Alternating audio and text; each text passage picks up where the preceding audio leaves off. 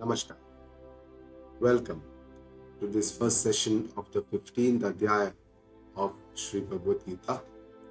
We start with the gratitude towards the Lord, with whose grace everything is possible. We pray to this Guru Shishya Parampara through which this knowledge is preserved and transmitted for generations to reach us.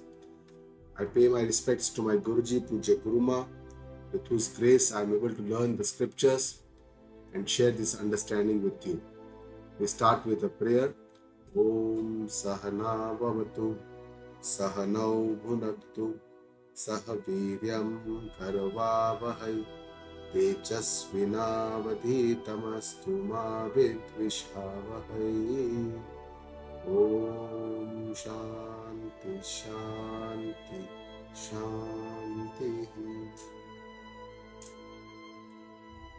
Srimad Bhagavad Gita, though said by Lord Krishna in the battlefield of Kurukshetra to Arjuna more than 5,000 years ago, it is still as relevant it is to us today.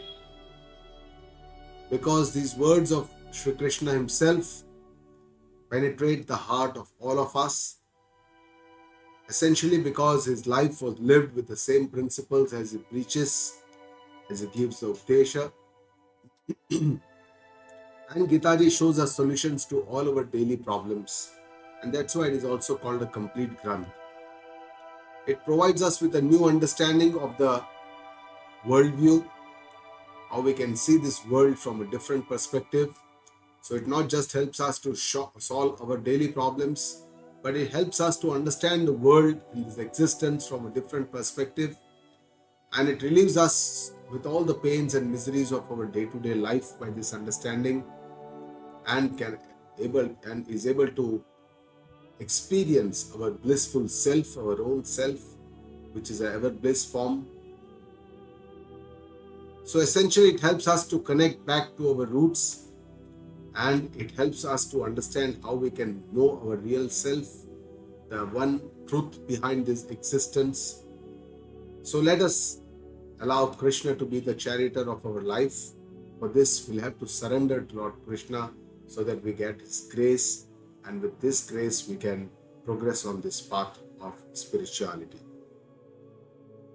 So the 15th Adhyaya is called Purushottama Yoga. Let us start the link between the different Adhyayas. In the 12th Adhyaya, Bhagavan talked about Bhakti Yoga, how we can do Bhakti, what is Saguna Bhakti, what is Nirguna Bhakti, who is the Bhakta, what is expected, Mayeva Mana Adatsva, that we put our mind and intellect into the Lord. And then Bhagavan described the Gnani Bhakta Lakshana and said everything about the Bhakti. In the 13th Adhyaya, Bhagavan talked about the Gnana of the Paramatma Tattva. He described the Kshetra, 24 elements of the Prakriti, and the Kshetrajna, the one who knows this, one who is the knower, is the Kshetrajna. And this Bhagavan says, Kshetrajna Chapi Mam Vidhi. He says, I am the Kshetrajna amongst all the Kshetra. Though there are different Kshetra, Kshetrajna is just one, and this is the Atma Swarup or Brahma Swarup. In the 14th Adhyaya, Bhagavan talked about the Jiva, how Jiva can elevate his life so that we can understand the Paramatma Tattva, how we are made up of three guna, Trigunatmika, because we come from the Maya, the Prakriti, and what we should endeavor, Raja, Tama, and then we should go to more Sattva Guna. We should try to elevate our life, elevate ourselves so that we do more Satkarma, Sadguna, Sampatti, and this will help to increase the Sattva Guna, which will make us eligible to understand this Atma Jnana. And finally, in the 15th Adhyaya, Bhagavan talks again about the Purushottama Yoga, where he talks about his own self, he gives his own introduction, and he explains us about what is this Shara, Akshara, and Purushottama Purusha. So the 15th Adhyaya is a very short Adhyaya consisting of only 20 shlokas, but it is a very profound Adhyaya. It is a very well-known Adhyaya for memorization about almost amongst all the Adhyayas of Sri Bhagavad Gita. The 15th Adhyaya is the foremost, it is the most well-known Adhyaya, and it is sometimes memorized by so many people, and it is sometimes spoken even before we eat in many places. At least I know of one Dayananda Ashrama in Rishikesh, where before we take our lunch, the 15th Adhyaya is spoken. So there are many subjects of the 15th Adhyaya.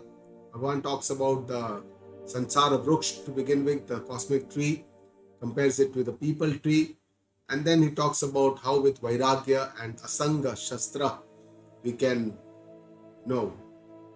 destroy the Sansara Vruksha, we can get over this.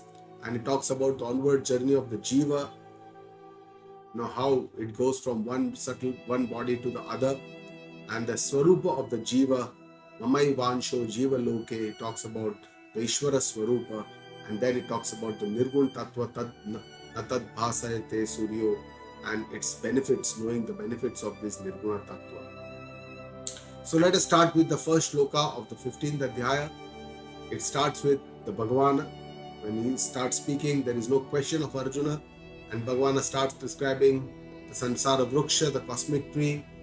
Shri Bhagavanu Vacha Urdhva Mula Madah Shakam Ashwatham Prahuravyayam Chandasi Yasya Parnani Yastam Veda Savedavita. So Bhagavan says, he describes the Sansara Vruksha with the people's tree, and he says Urdhva Mula, the roots are upwards. Obviously, we all know that the roots of any tree are downwards. So when Bhagavan says that roots Urdhva Mula, roots are upwards or higher, it obviously means that these roots are the highest goal, because the highest goal is always upwards. We have to elevate ourselves to reach to this goal, and the goal in this Adhyatmic life is none other than the Lord Himself. We have to reach to this goal, to become one, to know the Lord, and to become one with the Lord. So that's how Bhagavan describes Urdhva Mula. Adha Shakham. The main branches are downwards, they are Adha. All the Shakha are downwards. And the Shakha essentially means the Maya, the Prakriti, which is under the control of the Lord. It is Ashrita to the Lord. And that is how the entire existence is created by this Maya or Prakriti. Ashwatham. Ashwatham means, it also means a people tree, but it also means Shwa means tomorrow, and Ashwa means one which is not remaining tomorrow, or one which is constantly changing, or one which does not remain in the future. So Sansara Vruksha is Anitya, because it is not Anitya, only Brahma is Nitya. So Sansara is Anitya, and that is what Bhagavan says, it is a constantly changing, constantly Kshaya. Prahu Avyayam, but he says that it is Avyaya. Avyaya means which keeps unchanging, which keeps going on and on and on. So even though he says Ashwat, it is constantly changing, but he says it is, in the next line he says it is unchanging.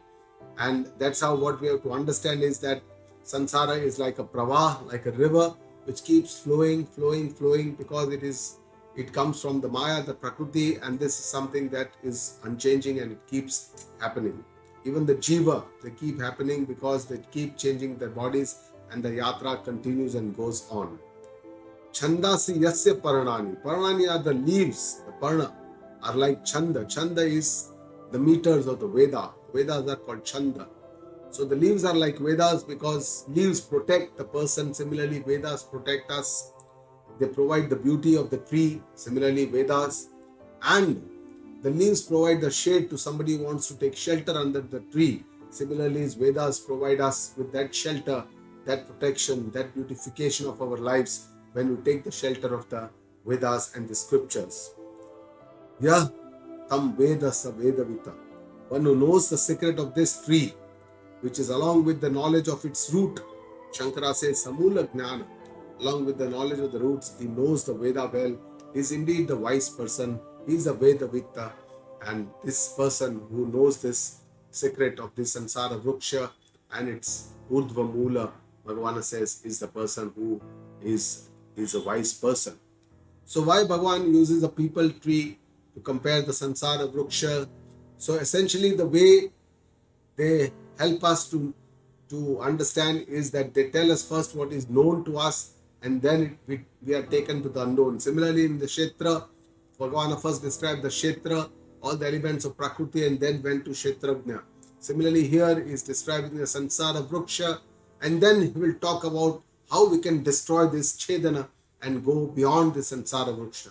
The 14th Adhyaya, similarly, Bhagavan talked about the Trigunatmika Maya, Prakriti, the Trigunatmika, how gunas bound us or bondage creates bondage for us. And then he talked about, later part, he talked about how we can rise above these three gunas, and he showed us the gunatita lakshana, the characteristics or attributes of a person who has risen above these three gunas. So here he talks about first this people tree, which has a very long life, and it requires a lot of efforts to destroy this people tree.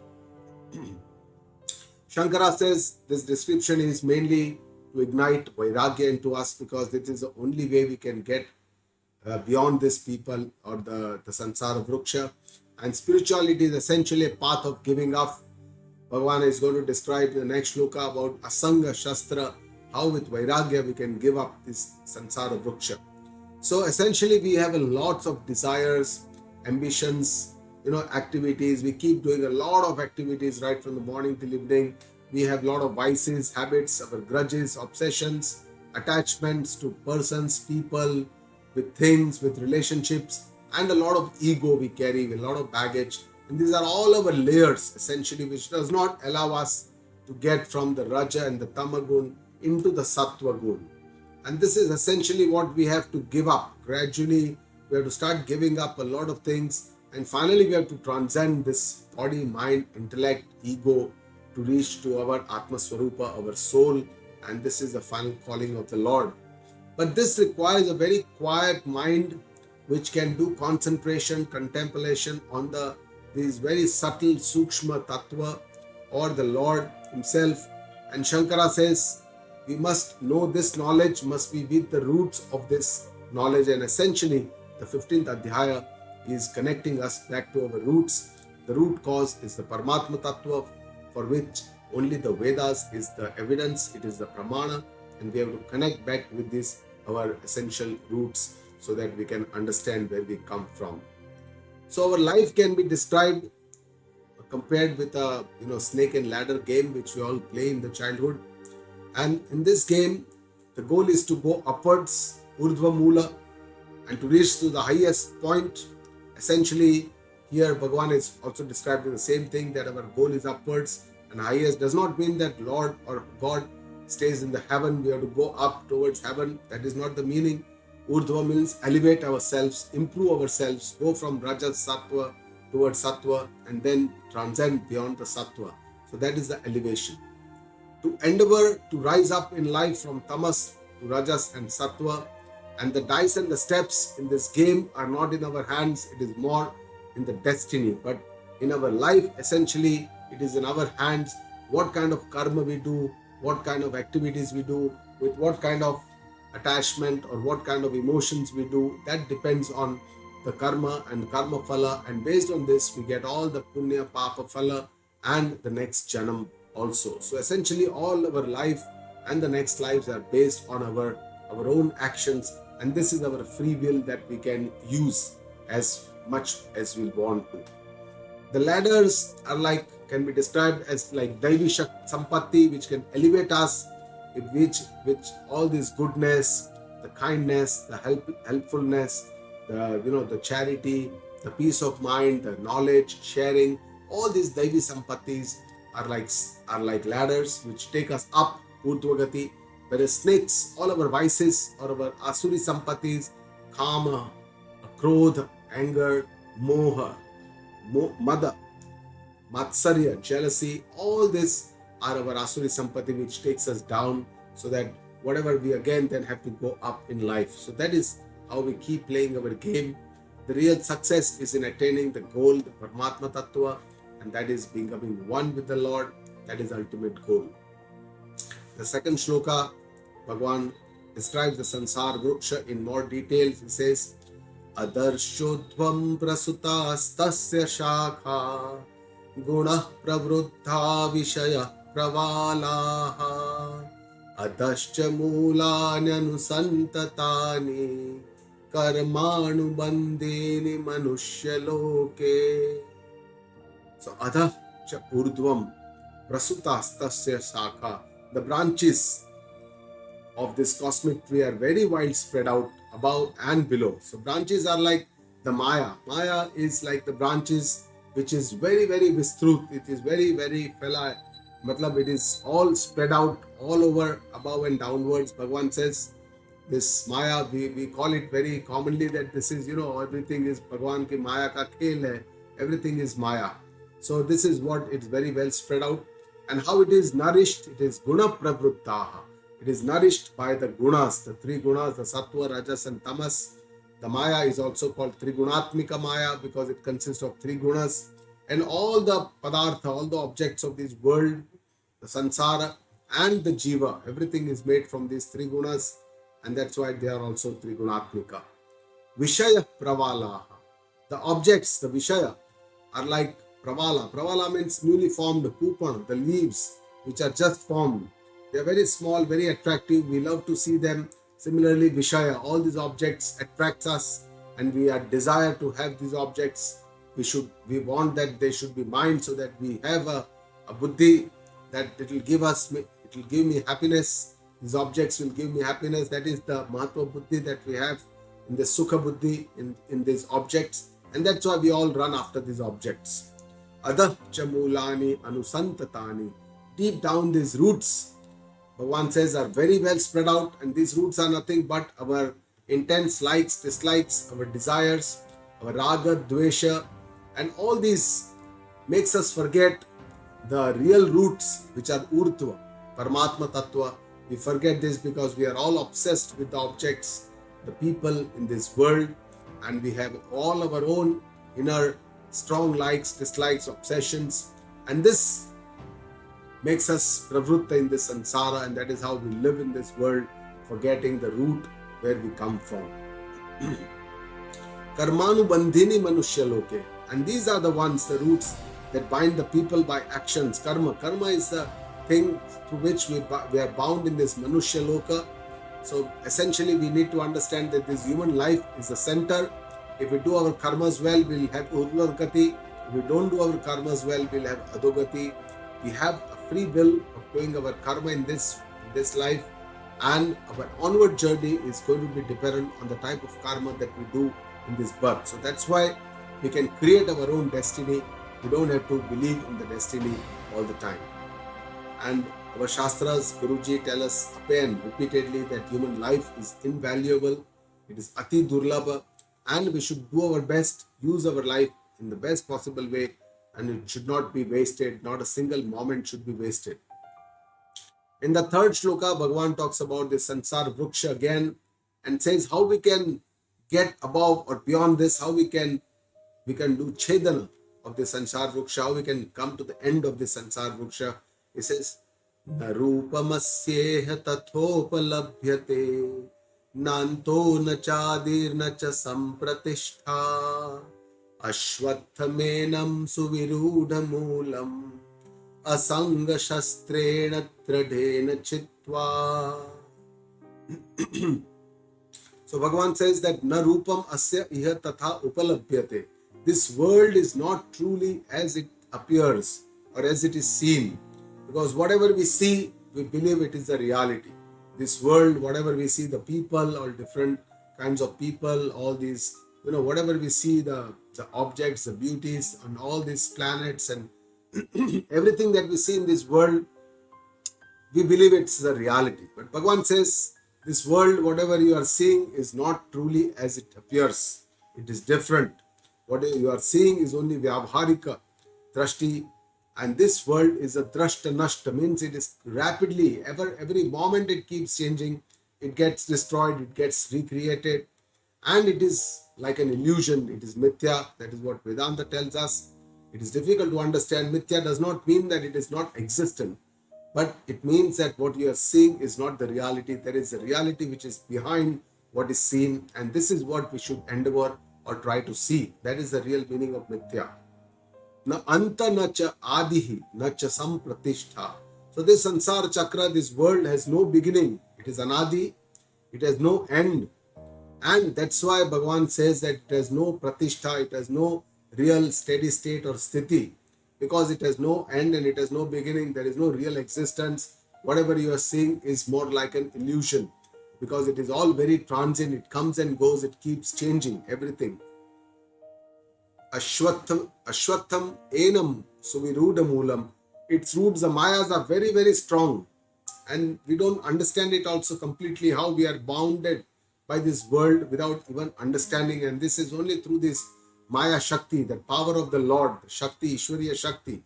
And this makes it very difficult for us to destroy the Sansar Vruksha, because we don't understand it properly. And that's why it's very difficult to destroy it. That's why in the last sentence, Bhagavan tells us how Asanga Shastrena Dradhena Chitva, using an axe, Shastra, like an axe, how we cut the tree with an axe. Similarly, with the axe of unattachment, Vairagya, Asanga Shastra, it says Dradhena Chitva, with a very firm resolve, we have to destroy the Sansara Vruksha with all its desires. And how we can do this, we will see. Bhagavan will describe in the next shlokas.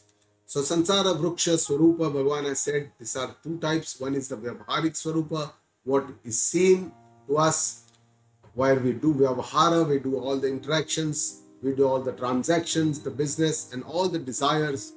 When we have happiness, pain and whatever we are doing in the Sansara, it is all out of our own sanskaras of the previous sanskaras which are there, some likes, some dislikes, some raga, some dvesha, and this keeps the Sansara Chakra going on and on. And the second Swarupa Bhagavan describes is the Vichara Siddha Swarupa, where we do an inquiry into the root cause, we do Vichara, and then we come to a conclusion that, oh, what is seen is not the reality. Reality is something that is beyond what is seen, and the reality is more unseen than what it is seen. It is very similar to a pot and clay example that is given in Vedanta, the ghat and the mati.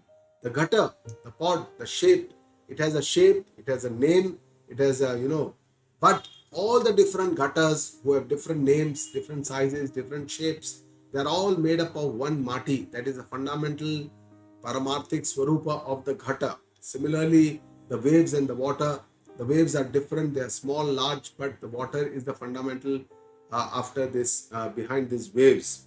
So Jagata, similarly, the existence, the world that is seen to us, we see them in all the different forms, different names, Nama Rupa, they are all different.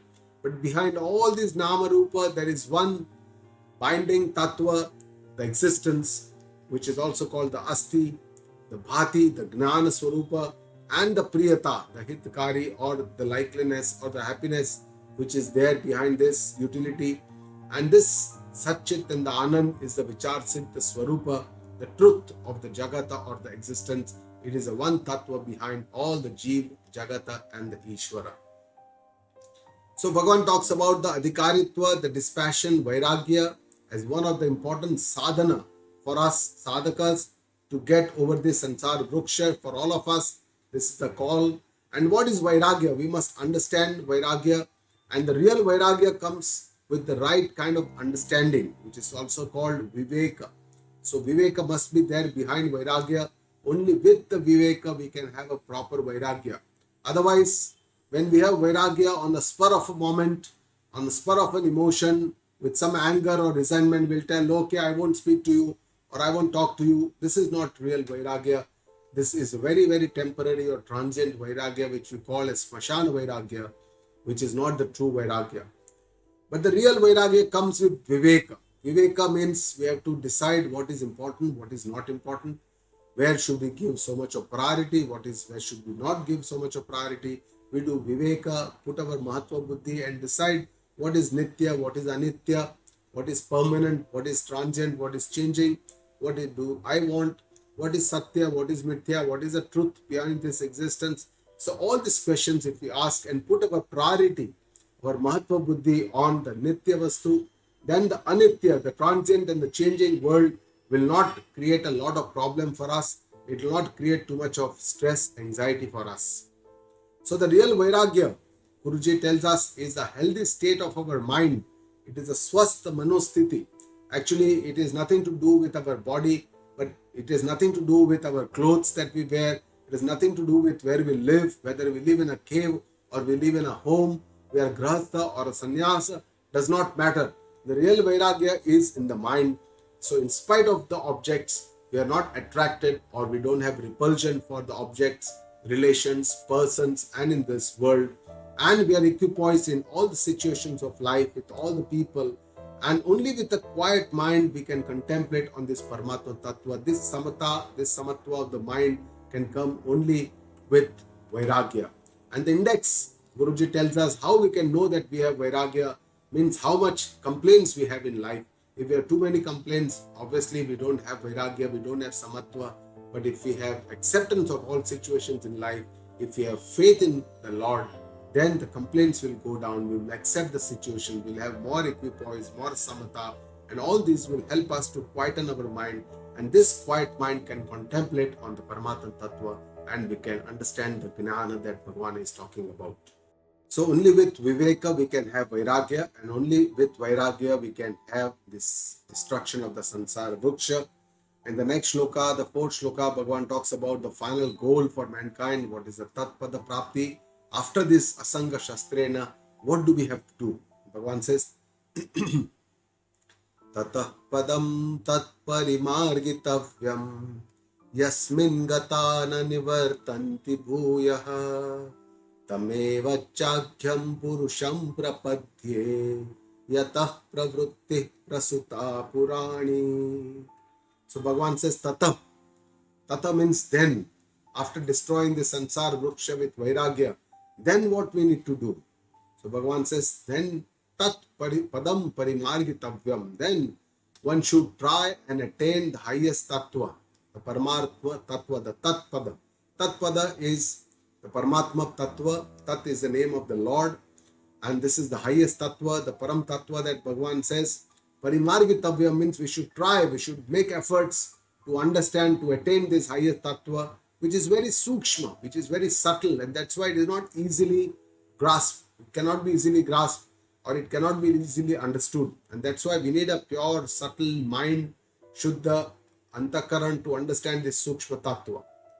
Yasmin Gatana Nivarthanti Bhuyaha. So after attaining this, one need not come back, is not born into this mortal world, because this Atma Swarupa is ajanma, na jayate, na mriyate va kadachita, which is there is no death, it is immortal.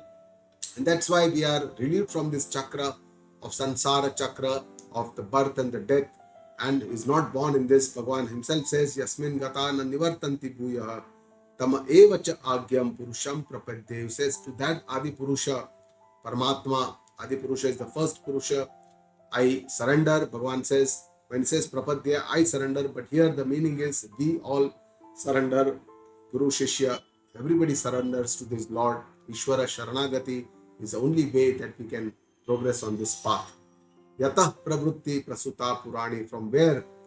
From this Adya Purusha or Agya Purusha, the Adi Purusha, the entire world, the entire universe, Srushti, begins. And from where the nature and the Maya starts its own actions, Pravrutti, because it is through the Maya Pravrutti that the entire creation or Srushti happens. So this is the Lord to whom we should surrender. Essentially the goal of life, knowingly or unknowingly, we all yearn for certain things in life, and all my actions in any life for all of us are for three things. One is that I want to remain always. Nobody wants to die. Nobody wants to have a disease. Nobody wants to have a virus infection, coronavirus or any other virus. Nobody wants dukkha. Nobody wants old age. Nobody wants to die. So this itself tells us that we all want to be Sat, and that is our Swarupa.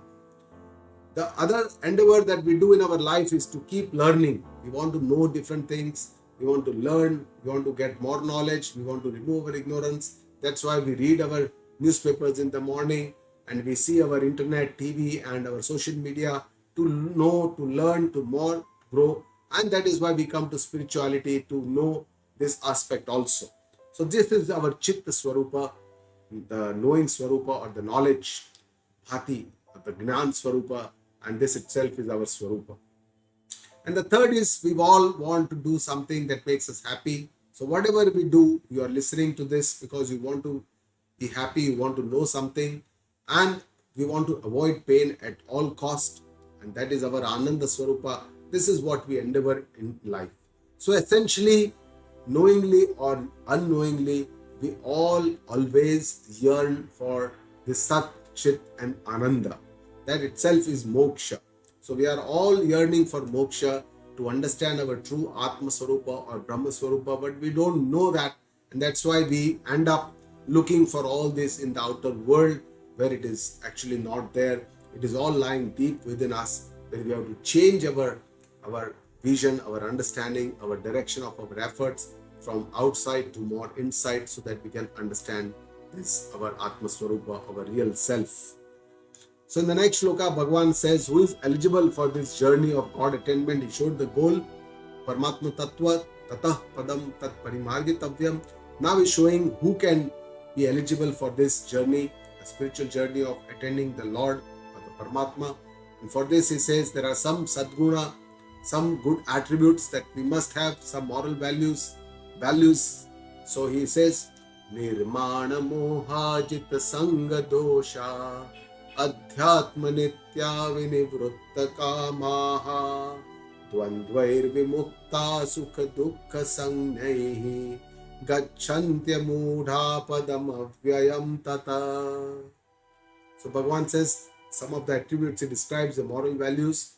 Nirmana Moha, one who is devoid of respect, Nirmana, and one who is devoid of Moha, delusions, Nirmoha. Jita Sangha Dosha, one who has won over the vices of attachment, the Sangha. Adhyatma Nitya, one who is ever involved in spiritual practice. Vinivrutta Kamaha, one whose desires are completely renounced. Dvandvair Vimukta Sukha Dukkha Sangnaihi, who is devoid of dualities of happiness, sadness.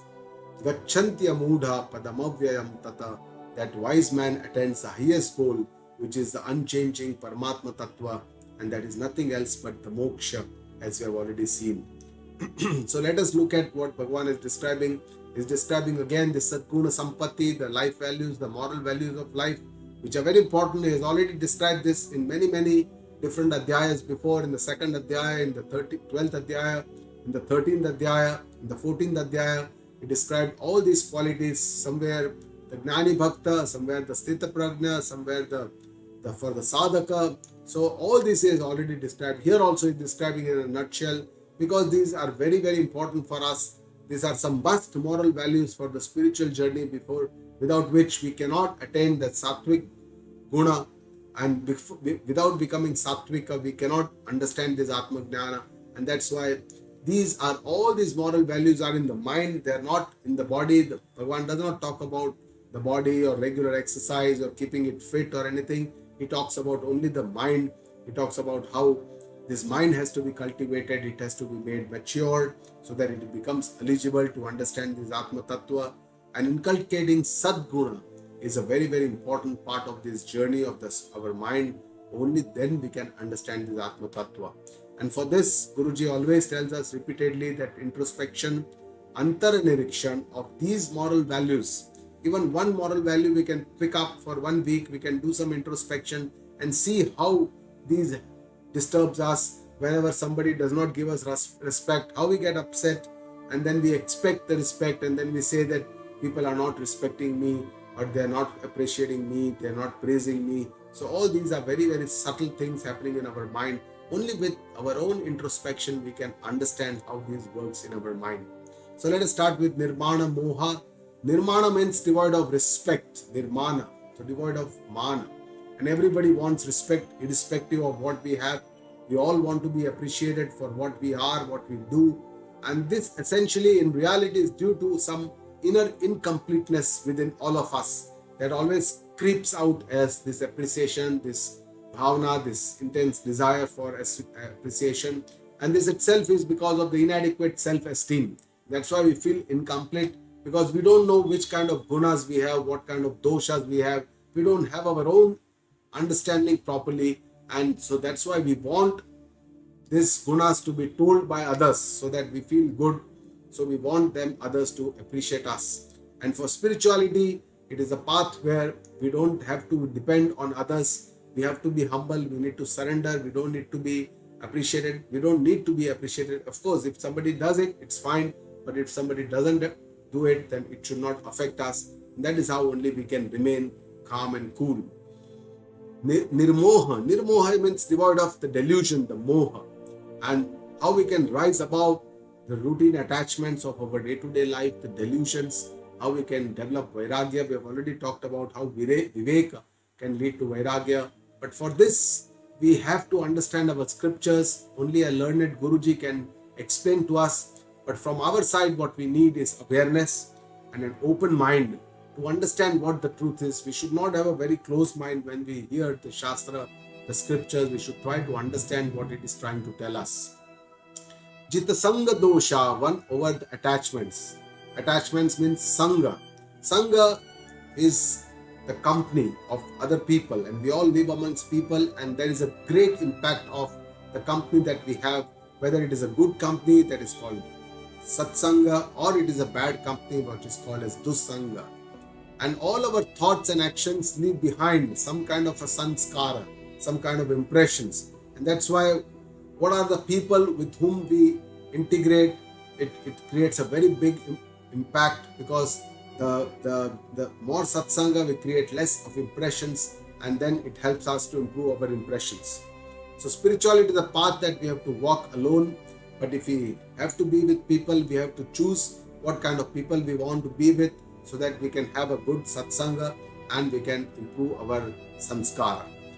Inner journey possible only with the victory over Sangha. If you always want too many people around us, then we won't be able to go on this inner journey of spirituality where we have to walk alone. Vinivritta kamaha. All the desires are renounced. We all have too many desires. Always it springs us into action. And it is very difficult to contemplate or meditate with so many desires. When we close our minds, all these desires start bombarding us. It may be regarding some object, some issues having at the workplace or whatever. So by understanding, by viveka, we have to scrutinize the desires, one which are needed, one which are not needed, what are really legitimate. But when we keep the larger goal in mind, the routine desires will start leaving us. Adhyatma Nitya. Adhyatma Nitya is ever involved in spiritual practices. So if we want all these nirmana moha, jita sangha dosha, vinivritta kamaha, for all these three, we have to do constant adhyatma nitya, constantly remember the highest spiritual goal. And this is what is adhyatma nitya. Adhyatma nitya means 1, we remember the highest goal constantly. 2, we engage in attaining this goal with constant eagerness, and we have to prioritize our spiritual practice, doing it with discipline, with a schedule, just as we do all of our other duties, our professional work with a discipline and a schedule. We should try and also do our spiritual practices with this. And with this, we connect with the Supreme. We go back to our roots. We feel quite a calm, peaceful peace inside us when we connect back to our roots. And this is the benefit that we will see, we will experience inside us when we go on this journey. Dvandvai vimuktaha sukha dukkha sangnai, equipoised, remaining samatva, samta, in dualities, all the dualities of happiness, pain, sukha, dukkha. And life is always full of dualities. Some are the things that I like, some of the things I don't dislike, I dislike. So this creates a lot of raga, dvesha. And this are respects. I like somebody to respect me. Somebody disrespects, I don't like. I love when I have profit, the stock markets go up, but there is a loss, then I don't like it. Praise, I love it because there is it always ignites or inflates my ego. But when somebody blames me, I don't like it. Somebody points out my bad habits, I don't like it. So all these are our strong likes, dislikes, and often we do not get what we want in our life, and vice versa, what we don't like we get, and this is how the life works. So we have very little we have no control over people and situations. In spite of that, we believe that we can control people. We want people to change. We want that he's not doing the way I want him to do, or what I've told him he's not doing or she's not doing. And because even though we don't understand that people are not under our control. So there are many, many uncertainties in life. What I have to do is to try my best to do what best I can do, and then accept the rest, leave it to the rest, and what accept the karma phala that I get. So I must try and enjoy every moment with my own mind, with my own self, and all the situations I should be able to handle properly. So this is where is my important priority that I want to do, and for this I have to make the important priorities that I have to decide. Gachanti amudha padamavyam tata. Wise man attains his highest goal, the unchanging Paramatma Tattva, Bhagwan, Moksha. Bhagwan says only amudha. Amudha means one who uses, who is not muda, who uses his intellect, who understands the tattva, one who is only that person attains his highest state. Padam avyayam tata. Avyaya tata padam means the Paramatma tattva, the Brahma tattva, or the Moksha pada, which is unchanging, which is avyaya, which is constant. And Bhagavan here uses avyaya shabda for Brahma, for highest state, the Paramatma. But avyaya word is used in Gita Ji for many, many different things apart from Brahma. It is also used somewhere for Jiva, Ishvara, and here Bhagavan has also used for Sansara Ruksha, avyaya shabda in the first and the second shloka. Fundamentally, everything comes from one tattva, and that's why everything is avyaya. If you want to see from Paramarthik Swarupa, but yes, from that is the vision of the Lord Himself. So one manifests in very, very different variety of forms. That is the Swarupa. Sarvam Kaluvidam Brahma, Isha Vasya Idam Sarvam. These are all the statements of our Vedanta, which tells us that there is only one tattva which manifests behind everything that we see, everything that we perceive, everything that is in this universe. So in the 6th shloka, Bhagavana describes the Nirguna Tattva, the goal. न तद् भासयते सूर्यो न शशांको न पावकः यद्गत्वा न निवर्तन्ते तद्धाम परमं मम. Bhagavan says, न तद् भासयते सूर्य. Surya, even sun, cannot illuminate this tattva, this highest tattva. Na shashankaha, nor the moon can illuminate this Paramatma tattva. Na pavakaha, neither fire can illuminate this tattva, because it is Swayam Prakasha, it illuminates by itself. Nothing need to illuminate this tattva because it is Swayam Prakasha. Yad gatvana nivartante, after attaining which people don't have to come back, take birth in this mortal world. Tad dhama paramam mana. Bhagavan says, that is my highest abode. But when Bhagavan is describing the Nirgun Tattva here, highest abode, the Tad Dhama, you have to understand that it is not some address. Bhagavan is saying that is my abode, that is my Param Dhama, this is my address, I stay in the heaven. That is not the meaning. The meaning is the highest abode means Param Dhama is a Chaitanya Swarup, which is Sarva Vyapaka, which is our own Swarupa, our Atma Swarupa, and that is the Nirguna Swarupa, which illuminates everything, the sun, the moon, the fire. And once we understand this Satchit and Ananda Swarupa, the Asti Bhati Priya Swarupa of the Chaitanya Swarupa or the Brahma Swarupa, then we don't have to take birth again and again. So Nirguna Tattva illuminates all this, and it is not illuminated by the sun, moon or the fire, but it illuminates everything. In the next shloka, Bhagavan talks about the Jiva Swarupa and his onward journey after death.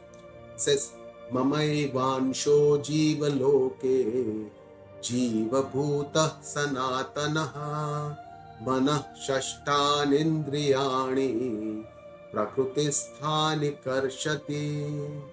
Mama Eva Anshaha Jiva Loke Jiva Bhuta Sanatana. In this world, Bhagavan says, Jiva is my own Ansha, is my own part, and who keeps changing different bodies. Jiva Loke, he keeps on changing bodies. Mana Shashtani Indriyani Prakrutisthani Karshati. At the time of death, Jiva attracts the mind along with the senses, the Sukshma Sharira, because at the time of death, Jiva along with the Sukshma Sharira does the onward journey. The Stula Sharira dies, and that is what is death. Essentially, death is not a full stop or an end as we understand it, because it is only the end of this Stula Sharira. It comes to an end, it stops working.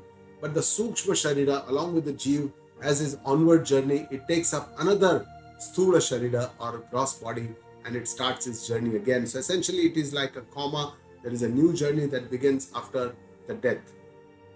So when Bhagavan says Mama Eva Anshaha, Jeev is my own part. So we have to understand what Bhagavan is trying to tell us. What is this Ansha Anshi relationship between the Jiva and the Ishvara? So this does not mean definitely that I am a small part of the whole part that Bhagavan is, or Bhagavan is a big part and I am a small part. That is not the understanding. There is not the understanding that I am one small part separated away from the whole big part, which is the Lord who is sitting somewhere else. That is also not the understanding. The understanding is very similar to the Ghata and the Mati. That behind all the Ghata, all the different Ghata, it is the sand, it is the material, the Mati, which is the Paramarthik Swarupa. And Jiva Bhuta Sanatana means Jiva continues its journey, endless journey from one body to the another. And this Avyaya or Sanatana journey comes to an end only when he understands his real Atma Swarupa, is that he is none other than Brahma Swarupa. And this understanding, it ends this yatra of the Jiva. He attains moksha and does not have to be born again and again. So let us understand how this Mama Eva Anshaha, how we can understand. So Vedanta gives many different examples, how it explains us our Shastra, how we can understand this Jiva and the Ishvara, the Ansh and the Anshi. So one of the examples given is Ghatakasha and Mahakasha. So that space which is within the pot and the large space that surrounds the pot, both the Ghatakasha and the Mahakasha is essentially the same. There is no difference. The difference is only because of this form, this akara, which gives it an impression that this is a limited space and this is a very wide space. But essentially they are one and the same. Similarly, Chingari and Agni, the spark and the fire. So this essentially are the same. Fundamentally, they are, the element is the fire. One is the Chingari, which comes from the fire. This is how we can understand that the Jiva and the Ansha, Jiva and the Ishvara are different. Similarly, when we look at the ocean, we see several different waves. Some are small, have come already to the shore. Some are large, which are far away, and some are medium ones in between. So all the waves are different. They are different sizes, different shapes. The water, some have froth, some don't have froth, and they are all different. But essentially, everything is water. It is all water. The Paramarthik Swarupa of all these waves, froth, and everything that drops is all the water. And that is what we have to understand. The Paramarthik Swarupa is the same. Similarly, one example given is the Bimba Pratibimba. So essentially, the Jiva is like a Pratibimba, reflection, and Ishvara is like a Bimba Bhuta, means the original source. So reflection is not different from the original source. It is one and the same. It is only because of this mirror, that Antakarana, which causes the reflection of this Chaitanya, and we feel that we are the Jiva, we are different from the Ishvara. And with this understanding, we can understand that we are one and the same as the Lord Himself in the terms of our Atma Swarupa. In the 8th shloka, Bhagavan talks about the onward journey on death of the Jiva. Shariram yadavapnoti yachapyutkramati shwaraha ruhitvaitani sanyati vayurgandhani vashaya. So Bhagavan here says Shariram yadavapnoti yachapyutkramati ishwaraha. Bhagavan says, here uses the word Ishvara for Jiva. Jiva here is called Ishvara, leaves one body and attains a new body. And Bhagavan says, this is very, this happens, Gruhitva etani sanyati, along with the mind and the senses. Sukshma Sharira goes along with this. And it is very simple. Bhagavan says it is almost like Vayur Gandha Rivashayat, means as the wind carries a smell. It is as sahaja, as simple as the wind comes. Carries the smell of flower from one to the other. Similarly, the Jiva, along with the Sukshma Sharira, at the death, when one Sthula Sharira comes to an end, carries on an onward journey and goes to the another Sthula Sharira and starts his onward journey. And Bhagavan is trying to tell us that death is not a very big thing, but it is just the end of this separation of the Sthula and the Sukshma Sharira. That is only what is death. In the next shloka, Bhagavan talks about how the Jiva is bounded to the sansara by these Gnanendriyas and enjoying the bhoga of the Vishaya. Shotram chakshu sparshanam cha rasanam ghranam eva cha adhisthaya manaschayam vishayanupasevate. So all these five Gnanendriyas, Shotram, Chakshu, Sparshanam, Rasanam, Grana, the sense of hearing, the sense of seeing, the sense of touch, the sense of taste, and the sense of smell, all these five Gnanendriyas, along with the Adhishtan, Mana, which is behind all this, because all these are useless if the mind is not behind all this, because they all carry all these five, the Vishaya or the Gnana to the Mana, and Mana is the one that understands this knowledge or this Gnana. Vishayan upasevate, for enjoying the bhoga, the sense objects, the Vishaya. For this is what is the job of these five Gnanendriyas. And finally, in the 10th shloka, Bhagavan is again talking about this Jiva, how he can be freed from this bondage. Bhagavan says, Utkramantam stitam vapi Hunjanam va gunanvitam vimudhananupashyanti pashyanti gnana chakshushaha. So Bhagavan says, Utkramantam, while leaving the body, or stitam vapi, while he is steady in one body, Hunjanam, when he is enjoying the objects, or while he is gunanvitam, involved in the action of the gunas, in the karmas, in all these states, the Jiva Paramarthik Swarupa is the same as Brahma. Swarupa is not different. It says Vimuda na anupashyanti.